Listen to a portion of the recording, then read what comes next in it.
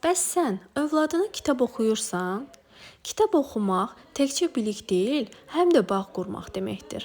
Birlikdə oxunan 10 dəqiqəlik nağıl həm dil bacarıqlarını, həm də emosional bağımızı gücləndirir. Üstəlik uşağın xatırlayacağı ən gözəl xatirələrdən biri də məhz sənin səsindir. Elə isə başla. Yaşına uyğun kitab seç.